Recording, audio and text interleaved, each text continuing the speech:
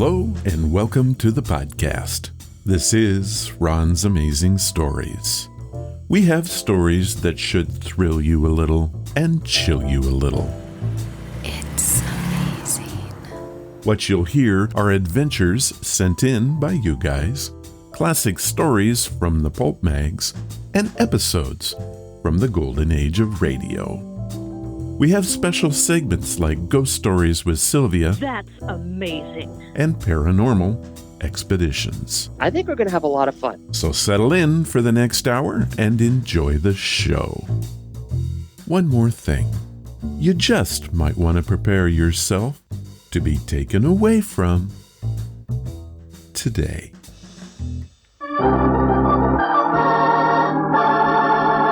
Another 5-minute mystery.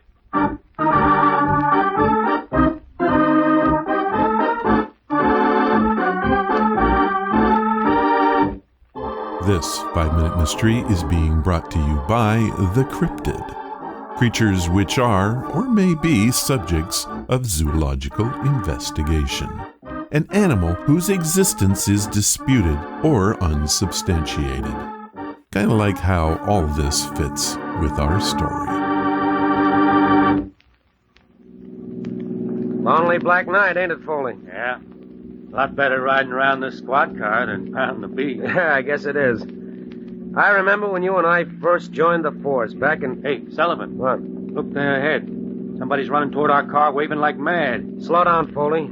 Let's see what he's in such a hurry about. Officer! I'm so glad you happened along. Right down there. Just one more block. My fiancée. She just committed suicide.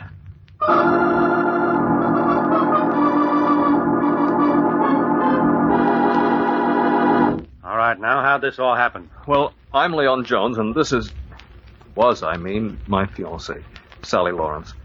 I just bought the ring today. Bought the ring today, huh? That's right. Here it is, even in the original box. Okay, go on. Well, tonight we took a walk after I'd given her the ring. We stopped here about the middle of the bridge and stood looking down into the water. Then what? Well, all of a sudden, Sally said she wasn't going to marry me, that she was just tired of living. She took off the ring I'd just given her and handed it back to me.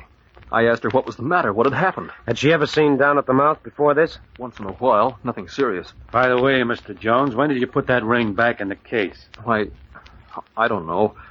I'm afraid I have sort of an orderly type of mind. Why? Nothing at all. When you asked her what had happened, did she tell you? No, she didn't. She just turned around and started fumbling in her purse. I thought she was getting her handkerchief, but then I saw the glint of light on a small bottle as she lifted it to her lips. And she collapsed, just as though she'd been hit by lightning. It was all done so fast. I called to her, kept speaking her name, but it was too late. Let's step over and examine the body a little closer. Sullivan, it's an open and shut case of suicide by poison. Well, maybe. Yes, there's the bottle, all right, just where it fell. It's empty, too. Man, I'll pull out the cork. See what this smells like. Take a whiff, Foley. Stuff knocks you out the minute it hits your tongue. Hey, Jones said she fell over just like she'd been hit by lightning. Wait a minute, Foley. That's it. This isn't suicide, this is murder. Murder by Mr. Leon Jones.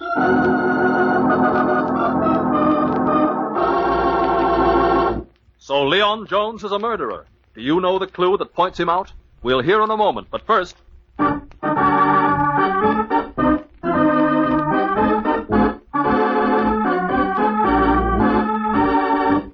I've always found these deaths by suicide mysteries difficult.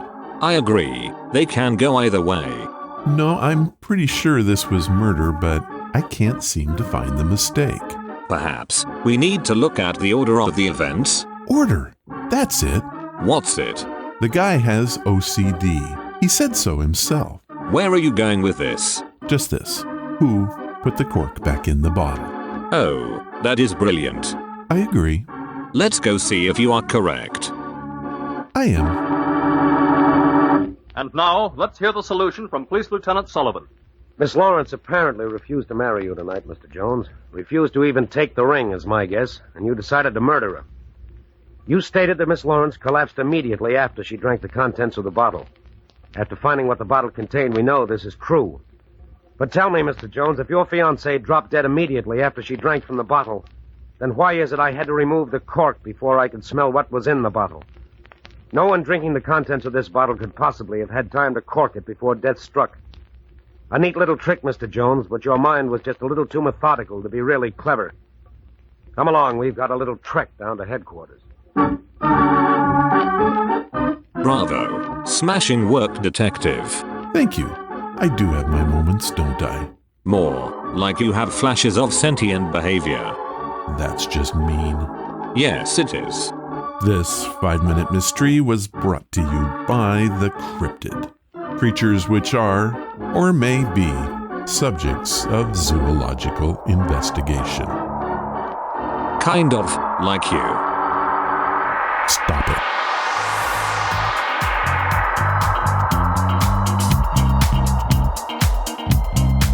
What's that you say?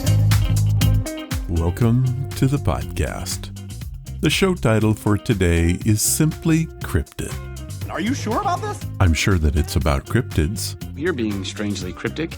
No, cryptic is something completely different. Cryptids are basically monsters or myths, depending upon your belief systems. Are you trying to confuse me? No confusion. Here, let me lay it out. Today, all of the stories deal with cryptozoology and the creatures that they encompass. That's cryptic. I don't like it. For the last time, it's cryptid, not cryptic. Well, why didn't you say so? I'm pretty sure I did.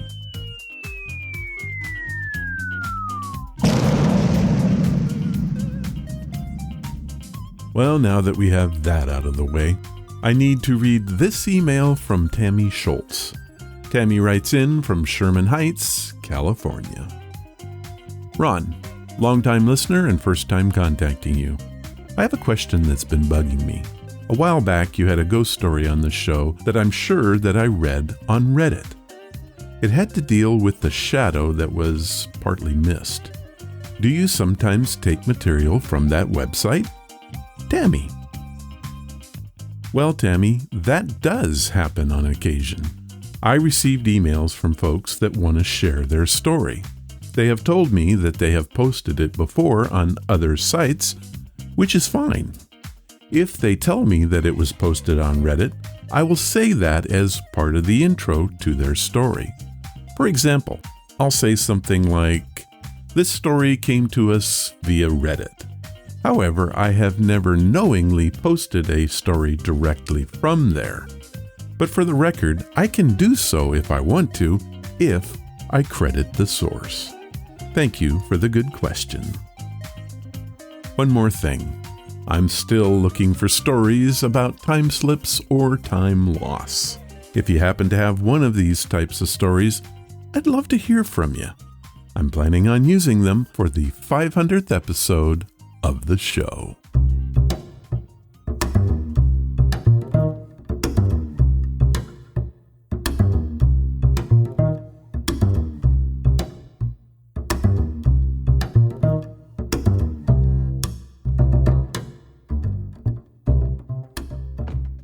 Today's podcast is brought to you by Audible. Get a free audiobook and a 30-day free trial at audibletrial.com/Ron's Amazing Stories. They have over 180,000 titles to choose from for your iPhone, Android, computer, Kindle. Whatever you have, you can listen to Audible on it. So what am I listening to? Adventures in Cryptozoology, hunting for Yetis, Mongolian deathworms, and other not-so-mythical monsters, written by Richard Freeman. Adventures in Cryptozoology is the perfect resource for the explorer.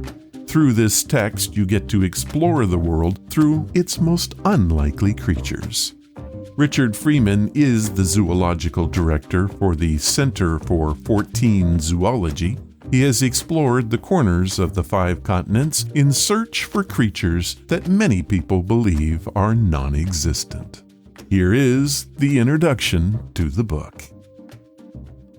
Most of us have relegated monsters to the realms of horror movies and nightmares, but by doing this, we do them a disservice. The reality is that monsters walk the earth today. The Oxford English Dictionary has several definitions of a monster. They include a large, ugly, and frightening imaginary creature, and a thing of extraordinary or daunting size. Both would sound familiar to most people today. But what makes a monster can depend on how you look at things. Flamingos are beautiful birds. Most of us have seen them at zoos or on wildlife documentaries. They are a favourite amongst bird watchers, admired for their lovely pink plumage. Most species derive their coloration from the carotenoid proteins in tiny shrimps that they filter from the water with the lamellae in their beaks. Though they look beautiful to us, flamingos must seem horrific to their diminutive prey, as a vast gaping maw fringed with hair-like structures lunging down to scoop them up. For the sake of this book, however, I will use the term monster for a cryptid. Cryptids, or real monsters, fall into several categories. Some, like the Mongolian deathworm, are utterly unknown to modern science. The second category is that of creatures thought to be extinct, but that may still thrive in remote parts of the world. The Tasmanian wolf belongs to the latter group. Lastly, we have known creatures who have grown to dimensions far beyond those officially sanctioned by so-called experts. These creatures would include animals like the giant anaconda. Some cryptozoologists, those who study and search for cryptids, dislike the term monster. I disagree. We would do well to remember the original meaning of the word. It comes from the Latin monstrum, meaning revelation. As a cryptozoologist, I find this very fitting. In the days before international travel, before television, and before Sir David Attenborough, the average European knew little about the wild animals of the world.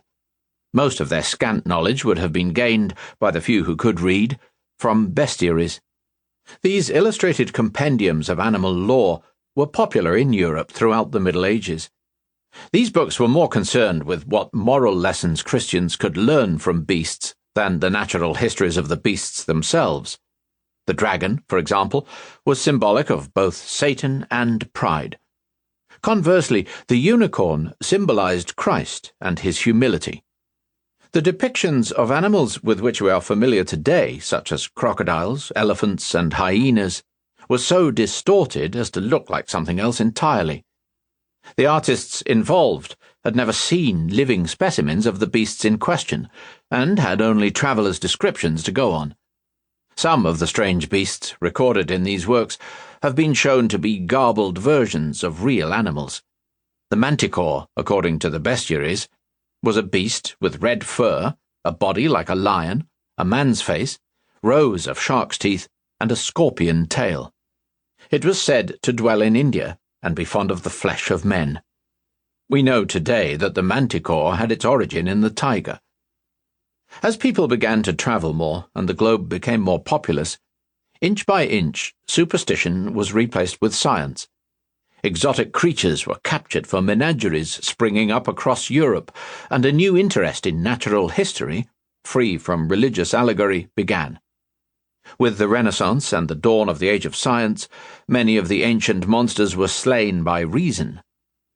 In his 1748 book, An Inquiry Concerning Human Understanding, the Scottish philosopher David Hume, 1711 to 1776, noted that no amount of evidence could prove the reality of an event that violated the laws of nature. It was more likely that the evidence was wrong. In this book, Freeman shares the exciting stories of his investigations of the Yeti, Mongolian deathworm, Loch Ness Monster, Orang Pendak, Niki Naka, and many more. The line between myth and reality may be more narrow than you think. Are you ready to begin your search for Sasquatch and learn how to hunt monsters? Adventures in Cryptozoology is your guide, and you can have it today. Here is what Audible has set up for us. They are offering a free audiobook and 30 days to give you the opportunity to check out their service. This includes free access to the Audible Plus catalog, which is updated monthly with new titles. To download your free audiobook today, go to audibletrial.com/Ron's Amazing Stories. Again, that's audibletrial.com/Ron's Amazing Stories, and you can get Adventures in Cryptozoology. Thank you, Audible. And now, it's time for your stories. These are your stories, sent by you, for you.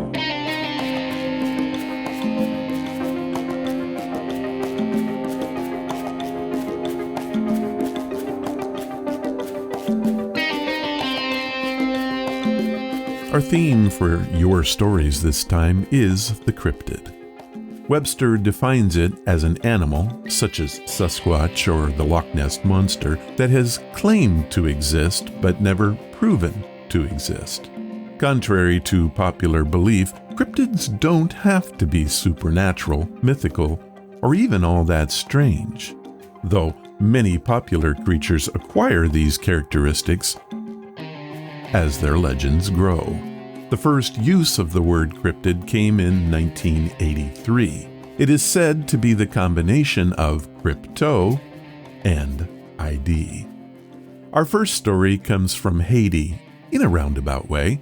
Angela Embry from Irving, Texas, sent us this email. Hello, Ron. I listen to the show every week and tell everyone I can about it. I hope that helps. Everyone I have ever told say they love it once they hear it. I have a story that was told to me by my mother, who heard it from her mother. We've been in the United States for 3 generations now, and many of those stories traveled with us. Some of them are very scary, like this one. Do you believe in werewolves? They aren't really what you think. The Creole translations are usually winged monsters. However, they can be half wolf or half bird or half any animal for that matter. The bottom line is the werewolf just means that they practice the evil art of voodoo. They wear the skin of an animal and kill during the night. There have been many men in Haiti who have been lynched when they were found out to be werewolves.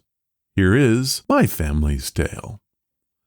This is a story about a werewolf who stole a newborn baby in the middle of the night. These creatures take newborns because they feed on their innocence. One night on my family's plantation, one of these werewolves, or winged monsters, entered the house and scooped up my great-grandmother's sister. She had been born only 3 days before. The crying woke up the family, and they ran outside towards the cries.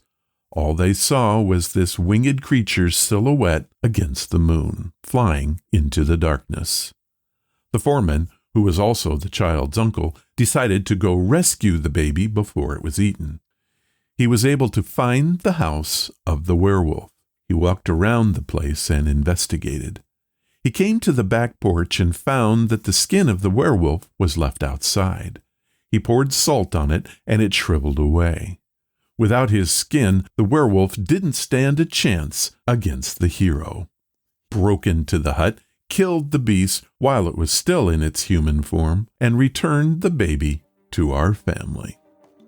For years, the young child was watched closely, for it's said that if you were taken by the winged monsters and were not eaten, you were doomed to its fate. Angela Embry, Irving, Texas.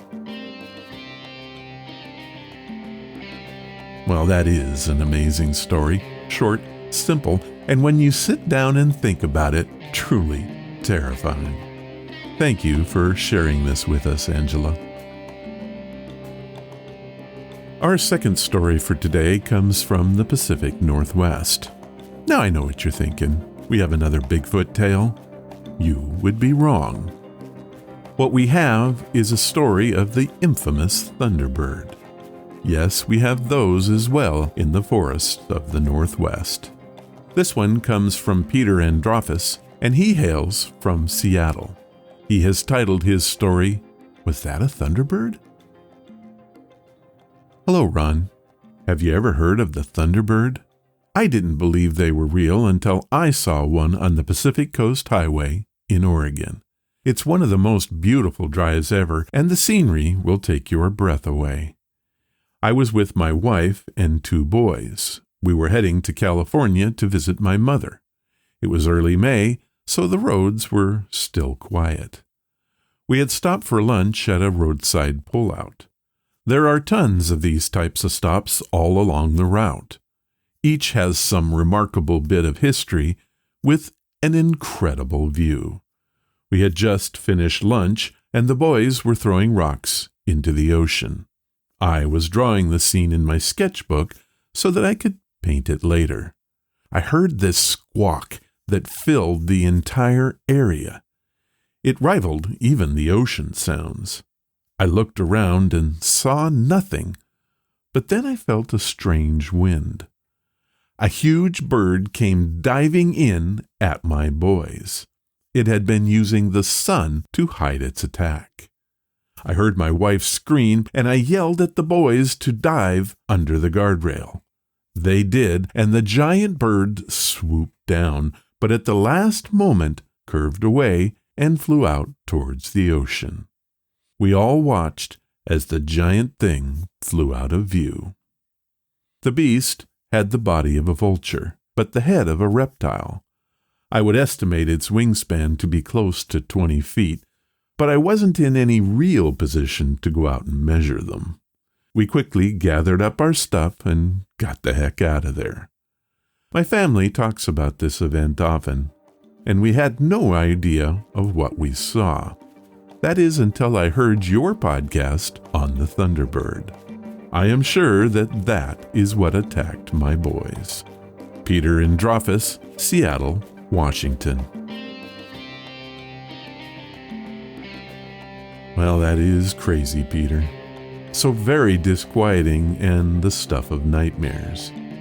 What you described very much sounds like a Thunderbird. If you want to hear the podcast that we did on the Cryptid, listen to episode number 426.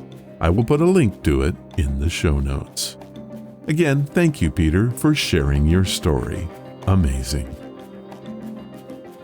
Not all stories have to be long to get you thinking. Like this one from Delbert Oliver, who I guess lives near the Appalachian Mountains. But who can say? He did title his story. He has called it Yeti Throws Rocks. Clever title, don't you think? So it was a winter's day, and it had snowed the day before me and my dad were in the Appalachian Mountains hiking.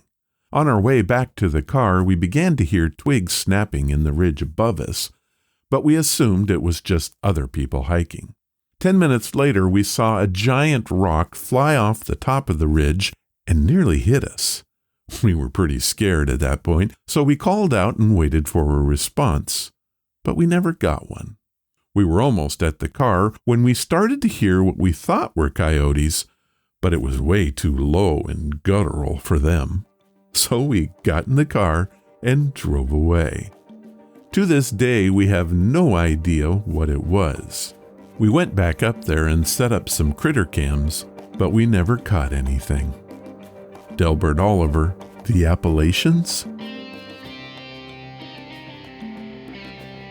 Well, Delbert, I love your story and your pun. Yeti throws rocks. So very clever. Our last story is also about the big guy. It comes from the great state of Virginia and was sent in by Robert Jinks. He has titled his story, Okay, I Believe You Now. So last year with the lockdown, I got this wild hair and plunged into the Bigfoot thing. 7 or 8 months of non-stop research and annoying the heck out of my girlfriend about Bigfoot. It was all brought on by nothing more than clicking on a few YouTube videos one night. My girlfriend's family, it turns out, has a little history with the big hairy guys. Her uncle was featured in some European Yeti Squatch hunter blog after reporting a footprint in his backyard. They all live out in the sticks of Virginia. Also, her brother says that he was off-roading at night with his buddy in the back of his Jeep. That buddy shrieks and tumbles out. Her brother stops, and the buddy comes hauling out of the dark screaming, "Just drive!" Then he saw this big old thing on 2 legs run through the headlights of the Jeep. Whatever it was, it stood about 8 or 9 feet tall. Fast forward about a month and a half. It's Christmas Day, and we're out at her family's for dinner. Great food, people are cool, and so Sasquatch is pretty far from my mind. We head out about 5 p.m.-ish. It's still a bit light out, but by the end of the driveway, I have to turn on the headlights. 15 or maybe 20 minutes into the drive back home, we're coming up on a medium left curve, and my headlights light up a foot, then a leg, then the back of this huge thing. I'm still reluctant to say it was a squatch for sure. This thing was easily every bit of 9 feet tall. The foot was illuminated, and it was on top of a double yellow line. I would say half its heel overhung that yellow line, so that would make it over a foot in length, maybe 15 inches or so. It was crossing the road from my right to the left quickly enough that my lights never hit its face. I slammed on the brakes, and we just sat there for a minute. Finally, my girlfriend broke the silence. She said, "Okay, I believe you now." I love this story. Simple, and I personally believe it. So many people think that Bigfoot isn't possible, but it's stories like this one that keep the myth alive. I live in the Northwest. In fact, less than 30 minutes away from Bigfoot Central.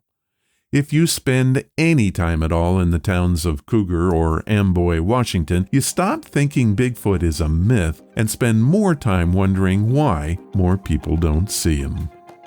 Thank you for your story, Robert. Well, that's all for this time. If you have a story that you would like to share, like Robert did, head to the main website at ronsamazingstories.com and click on the story submission banner. Leave your story, give it a title, and tell me where you're from. I'll read it if I can.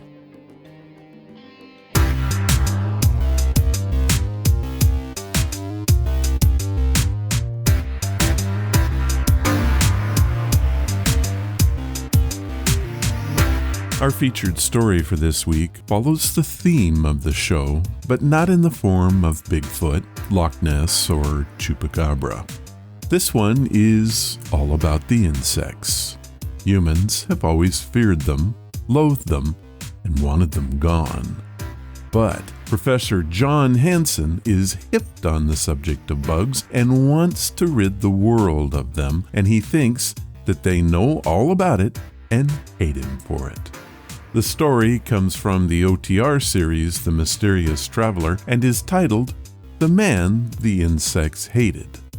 It first aired on July 14th, 1947. Mutual presents The Mysterious Traveler.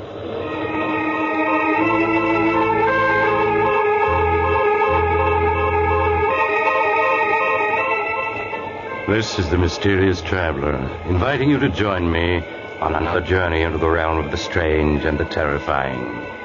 I hope you will enjoy the trip, that it will thrill you a little and chill you a little. So settle back, get a good grip on your nerves, and be comfortable. If you can.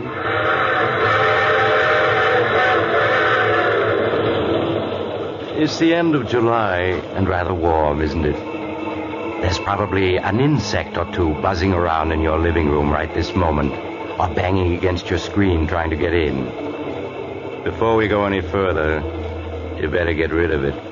If you do, you'll breathe easier as you hear the unusual story I have for you today. The story I call The Man the Insects Hated.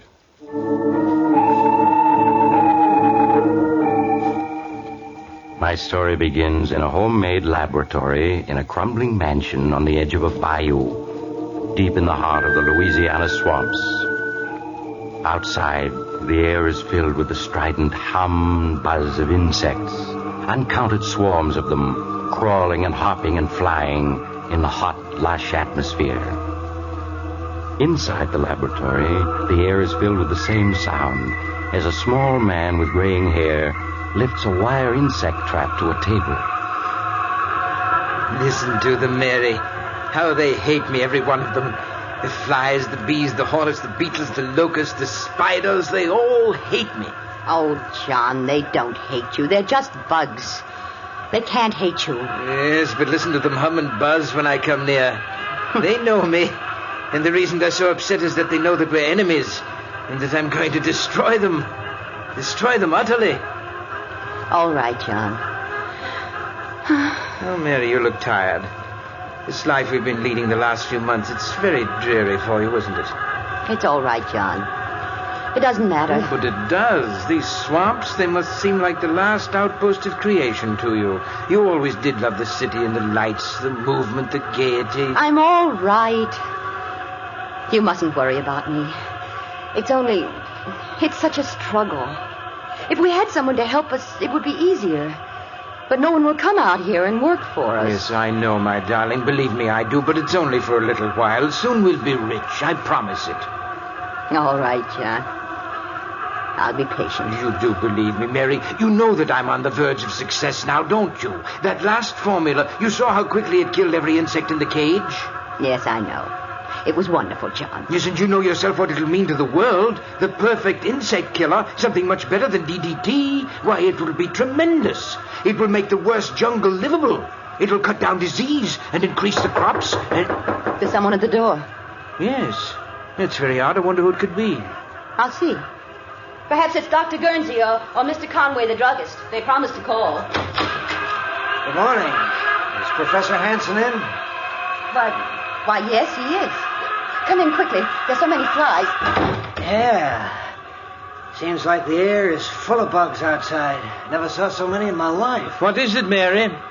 It's someone to see you, John. I don't know who. Andrews, the name, Professor. Martin Andrews. Say, you really are out in the wilds here, aren't you? Thought I'd never find you. Yes, we are rather isolated, but... You're wondering who I am and what I want here. The truth is, I was in Conway's drugstore back in town, and he told me you might be able to use a handyman. Oh, a handyman? Yes, we can use a handyman. How much do you want? Oh, not very much. I guess $25 a week would do me. We can manage that, I think. But on second thought, I don't know.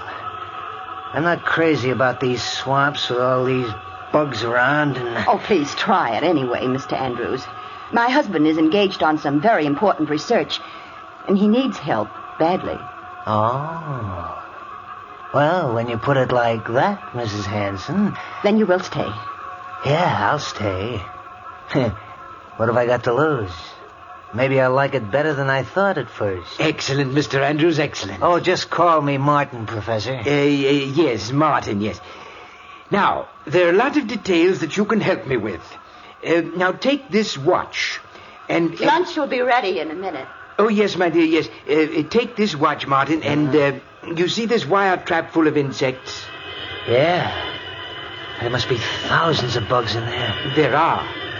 You see, I'm working to discover the perfect insect exterminator. Oh, yeah, I see. Yes, and in this spray gun, I have my latest solution, Formula 312. And I'm going to spray it just once at this trap full of insects, and you are to time how long it takes them all to die. You're going to kill all those bugs with just one squirt from that sprayer? I hope so. And they know it, too. Listen to them hum. How they hate me. They know I'm going to kill them, and they wish they could get free to kill me. Huh? Oh, yes, they know me. Insects hate me. All insects, just as I hate them. They'd kill me if they could, but instead I'm going to kill them. Have you got your eye on the watch? What? Oh, yeah, sure. Then start timing. Now, watch and listen.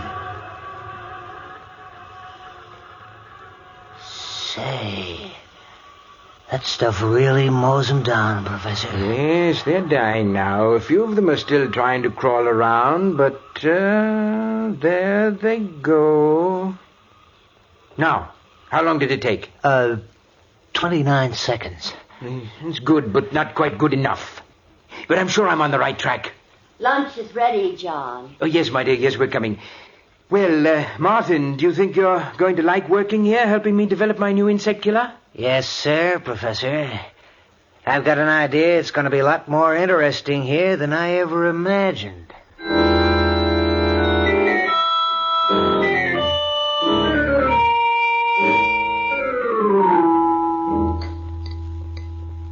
Some more coffee, John? Thank you, my dear. No, I want to go back to the lab to try a new formula. And while I'm mixing it, why don't you show Martin around the place? Why, That's a swell idea, Professor. I'd like to get wise to just what you're doing here. But I'm sure that John could show you around and explain everything better than I could. No, not at all, Mary. And besides, you know how I feel about going outdoors. Well, all right, John. If you want me to. Fine. I'll get started on the new mixture right away, and when you're through, I'll have something for you to do, Martin. Okay, Professor.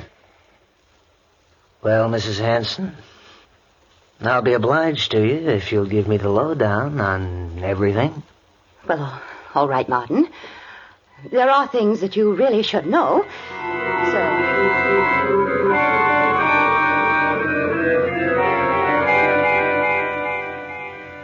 So, that's how it is, huh? Mm-hmm. The professor is hipped on the subject of bugs and wants to rid the world of them. And he thinks they all know it and hate him, huh? Oh, that's a hot one. The bees and the mosquitoes and the flies, they all got it in for him, huh? You mustn't laugh. I know it's a strange quirk of his mind, but it's a harmless one. And you must pretend not to notice anything odd about it. Okay, Mrs. Hanson, if you say so. You see, when he was a small boy, my husband was almost stung to death by a swarm of bees. That brought on his peculiar hatred of all insects, and his belief that they hate him. Sure, I can see how that'd be. And that's the reason why all his life he's been experimenting to find the perfect insect exterminator. It's screwy, but if he does find this perfect bug killer, it'll pay off big. Oh, he will find it. I'm sure of it. That's why I'm willing... I'm sure he will. You were going to say that's why you're willing to stay here in this swamp, because you think he'll find this bug killer and make a lot of money from it, huh? Well, that's the truth, ain't it, Mrs. Hanson? You're being impertinent. The first time I looked at you, I could see you weren't meant for a life like this. You were meant for pretty clothes and soft music, dancing, fun. Not for rotting away in a swamp that's only fit for bugs. You mustn't talk like that. I've got to go back to the house. No, not yet. Listen, the minute I stepped inside that house, I knew you were eating your heart out all for fun and people and pretty things. I don't know what you're talking about. Let go of my wrist. Not yet. Listen, I'm no handyman. I know how to make money when I want to. It's just good luck that brought me here, my good luck. There's meant to be something between us. I knew that the second you opened the door this morning. You're crazy. Let me go. Sure, I'll let you go. There. Well, why don't you run away from me now that you can? You mustn't say things like that. You mustn't. But I already have, and I will again. You weren't meant to be married to a dotty old dodo like the professor. You were meant to live. And I'm going to hang around here until I prove it to you.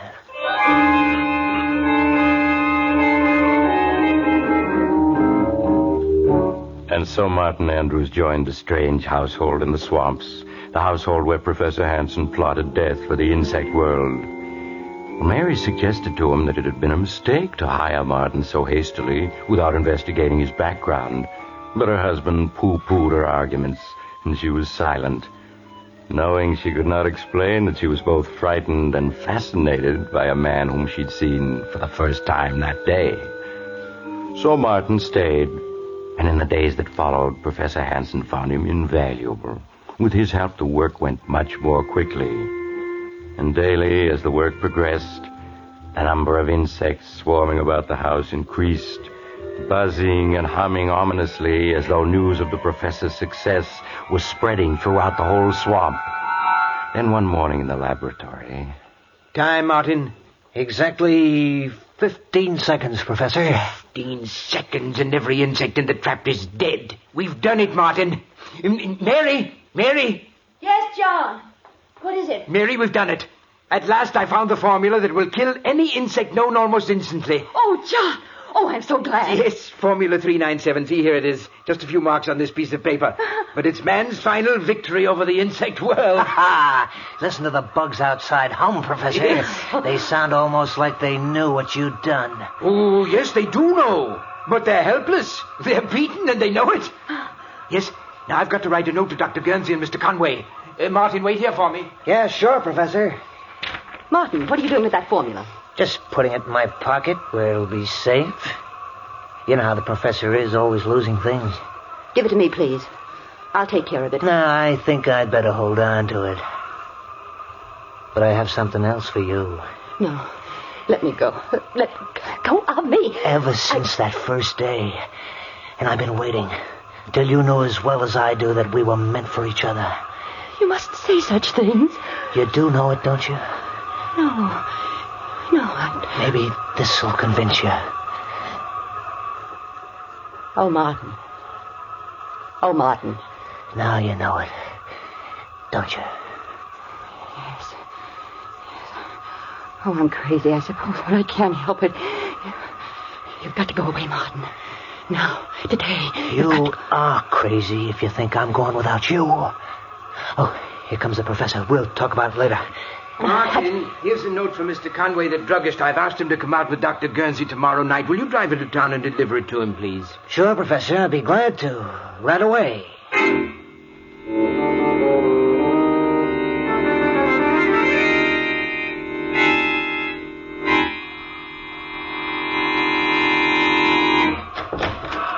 Come in, Martin, quickly. Oh, my, your clothes are covered with insects. Here, stand still a minute. I'll get rid of them. There. It takes care of that. How in the world did so many get on you? When I got out to open the garage door, they were crawling all over it.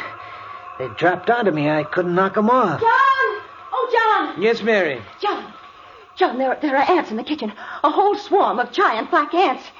They're monsters. Giant ants in the kitchen? How did they get in? I don't know, but they're there. And more coming all the time. Well, never mind. We'll take care of them. Come on, Martin. Bring the spray gun. Right. They mustn't get into the house. I won't let them. They want to get at me, but they're not going to. There they are, John. All over the floor. There's giant ants. The floor's black with them. And look at them come this way toward me. They know who I am. Quick, Martin. Use the spray. Yes, Professor. This will fix them. Look at them turn up their toes. Yes. That finishes them. But how in the world did they get in? I thought I'd made this house insect-proof. Here are some more, coming through this hole in the woodwork. I'll take care of them. Now I'll plug up the hole. No more will come in that way. They're such big ants. I've never seen any that big before. And they were after me, but we've taught them a lesson. Professor, you've almost convinced me you're right. About the bugs hating you, I mean. What are you saying? It's the truth. You never saw so many bugs in your life as there are outside right now. When I got back from town, I could hardly see the house for the beetles and the flies and the hornets that are buzzing around it. And a couple of times the car ran over columns of ants so thick I thought they were going to clog the wheels. Columns heading this way. Is that so? I must go over to the window and see for myself. Yes, good heavens, the screen is so covered with insects I can't see out. I'll give them a dose of your bug killer. That'll make them move on. There. That cleared them off. Now, take a look outside, Professor. Did you ever see anything like that in your life? Oh! Good Lord, the sky is black with insects. Look at that swarm over the trees. Flying beetles, wasps, bees, I can't identify them all. Yeah, and just listen to them. Listen to that song of hate. Don't say that. It's just a natural phenomenon. These swamps breed insects by the millions. Yeah, I know. And every one of those millions is headed right for this spot. But that's ridiculous. No, it's not. All the way to town, I didn't see a single bug.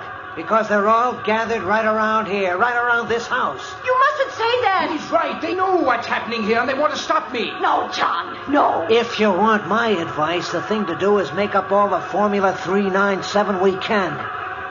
If those bugs ever get into this house, we're gonna need it.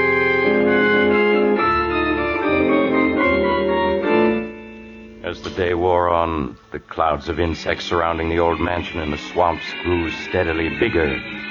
At times, the house was almost hidden by the black swarms of tiny creatures flying and crawling over it, as if they really were trying to force their way inside. But only a few did get into the house through unnoticed cracks. But as night came on... John. Yes? John, the lights won't go on. They won't? No, look. Her fuse must have blown out. I'll go take a look, Professor. I have the flashlight. Thank you, Martin. I'll only be a minute. Listen to them, Mary. Listen to them swarming about the house, beating against the screens, trying to get in at me. Oh, John, they're just insects. They don't hate you. They don't, eh? Well, then where have they come from? Why are they surrounding this house? Answer me that. Oh, I don't know. Martin agrees with me. He said so this afternoon. You mustn't pay any attention to Martin. Listen to them. If they could get in, we'd be dead in 15 minutes. There's death we hear humming and buzzing out there, Mary. Professor! Professor! Yes, what is it? Did you find the trouble? Yes, it's in the switch box, all right. All the fuses are blown out. All of them? But how? The switch box is full of little beetles. I don't know where they came from, but they caused a short circuit that blew out all the fuses. They did it on purpose. Oh, John! Well, anyway, we'll be using candles tonight. And there's another thing. What, Martin? The cellar is full of little white ants. I couldn't find out where they're coming from. White ants? Not ants, Martin. Those are termites. Well, termites, then. They're all over everything. Termites? They can eat their way through wood. They can eat holes that the other insects can enter through. Yeah. That's right, isn't it? Martin, come on. Get 2 insect sprays. We've got to get down there and destroy them before they destroy us.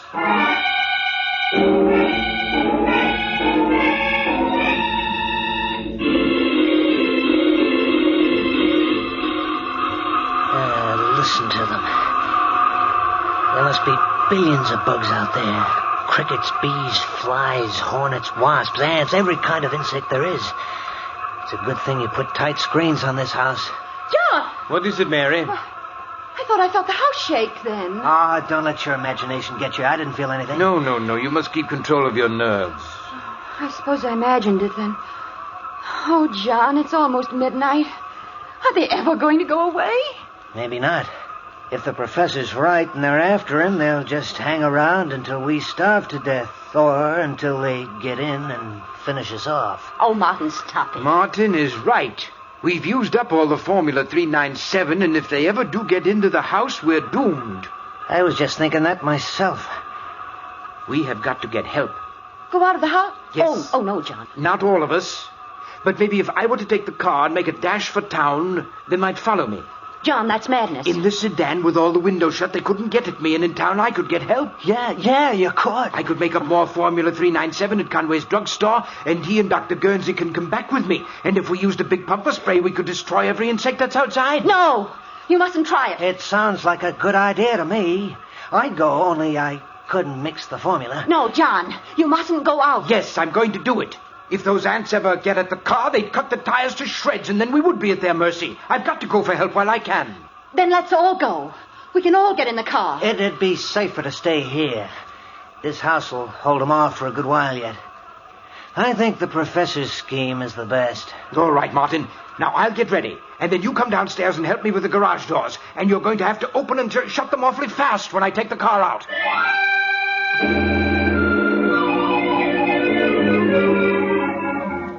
Despite Mary's protests, Professor Hanson carried out his plan.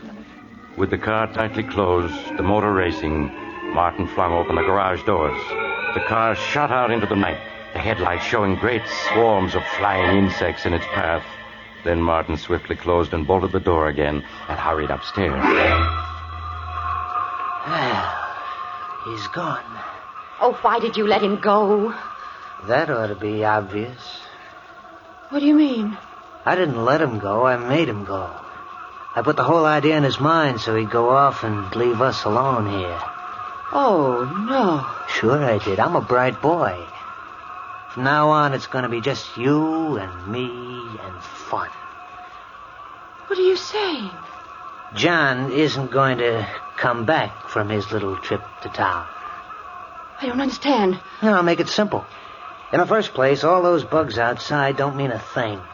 When I was in town this morning, Conway the druggist told me it happens out here every 7 years or so.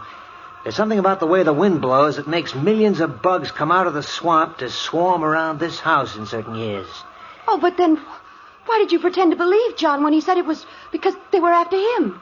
Just so as he'd go to town for help. Those bugs are harmless. As soon as the wind shifts, they'll be gone. But then... Right this minute, John's driving to town as fast as he can go. And any second now, the steering gear is going to bust. Martin. No. Yes, baby, because I fixed it to. And when that steering wheel goes, it'll be curtains for John. The car'll hit a tree, and you'll be free to marry me. We'll have Formula 397 and all the dough it'll bring in. That's murder. No, it isn't murder. It's being smart. You've murdered John. And I'm guilty, too. Because I didn't make him send you away. Oh, you never really wanted me to go. I ought to loathe you. And myself, too, but But you don't. No, Martin. I don't. That's more like it, baby. We'll always be together. Always. Forever, Martin. Martin. Huh? Something's happening. What? The house.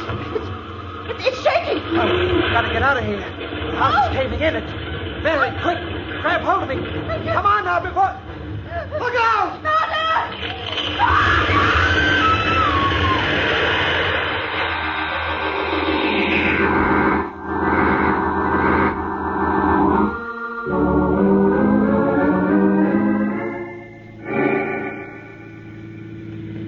Mr. Conway, can't you drive faster? We must get back to the house. I'm driving as fast as I can, Professor. Professor, you must control yourself.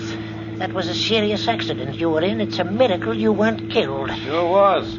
Where your car hit that tree, well, I'm just glad it wasn't me. Yes, but please drive faster. No, I should never have allowed you to return to your home with us. You should be in a hospital. But, Doctor, my wife and Martin, I've got to save them. Those insects. They hate me. They're out to destroy all of us. They'll kill my wife and Martin if we don't get there in time. Professor, you must calm yourself. I'm sure it isn't as serious as all that. Oh, Doctor, you're like everyone else. You don't know how dangerous the insect world is, but I know, and that's why they hate me, and that's why they're out to destroy me and my wife and Martin. Well, we're almost there. The house is just around this bend in the road. Yes, but please hurry. You mustn't slow down. Professor, I got to take this curve slow. After all, we don't want no more... Good Lord. The house. It's collapsed. They've wrecked it. The insects have wrecked it. I told you they were out to get me. Now come quickly. We must find my wife and Martin. Come along, Conway. This looks bad. Yes, Doctor. Mary! Mary, where are you? Mary, answer me. Conway, you'd better start looking through the wreckage. Okay, Doctor. Mary! Mary, where are you? Oh, Lord, I've never seen so many bugs in all my life. If we'd only had more of my Formula 397, we could kill all of them. All of them. But they won't get the better of me. They won't. Oh, Professor, what are you doing? There isn't any spray in that gun. It's empty. I'll show them. I'll show them. Doctor. I found them. They're under the wreckage of the house. Oh, you'd better take me to them, Conway. Perhaps we can... It's too late, Doc. They're both dead. Dead? They're dead? Yes, Professor. They were killed by falling timbers when the house collapsed. No, it wasn't the falling timbers that killed them. It was the insect world that killed them. They tried to destroy me, and instead they murdered Mary, and now they're trying to break me down, but I won't let them. I won't let them. I've got my formula. Formula 397. The spray will destroy them all. Yes, they're dying left and right. They're dying. You see? Doc, what's wrong with them? That spray gun's empty. Yes, Conway, I know. I'm afraid he's completely mad. The insect world has destroyed his mind.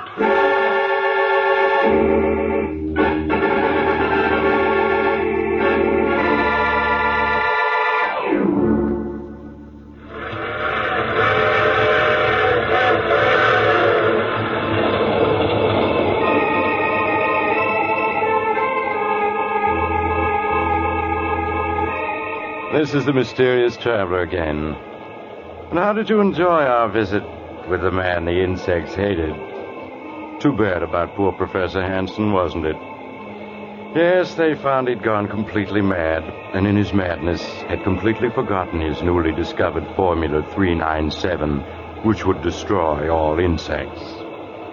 Oh, what happened to the copy of the formula which Martin had stolen? Well, strangely enough, when Martin's body was removed from the wreckage, the formula was not in his pockets. Some people say that the insects... Oh, you have to get off here. I'm sorry. But I'm sure we'll meet again. I take this same train every week at this same time.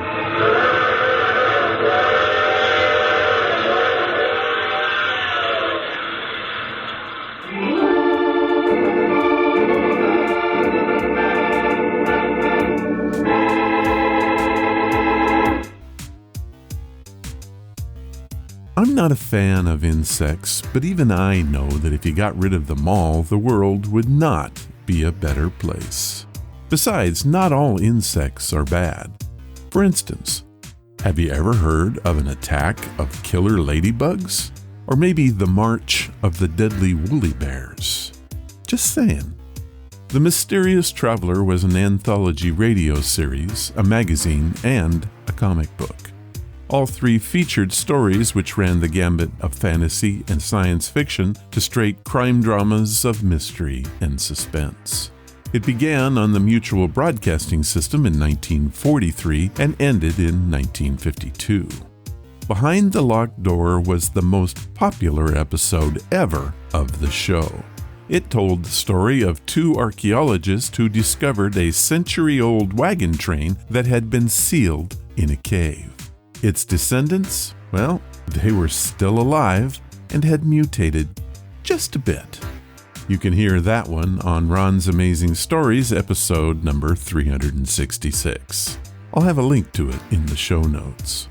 There were a total of 370 episodes made of The Mysterious Traveler, and you can still listen to 75 of them today on the Internet Archive. How about that?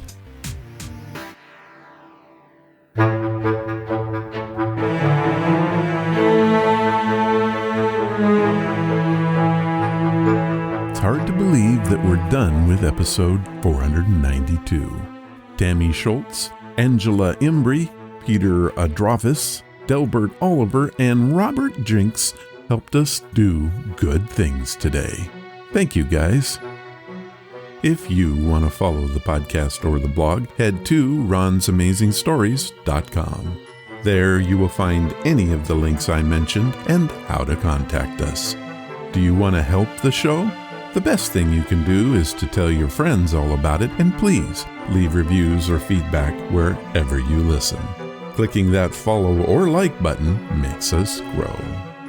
Thank you for listening, and I hope you come again to find out what are Ron's Amazing Stories.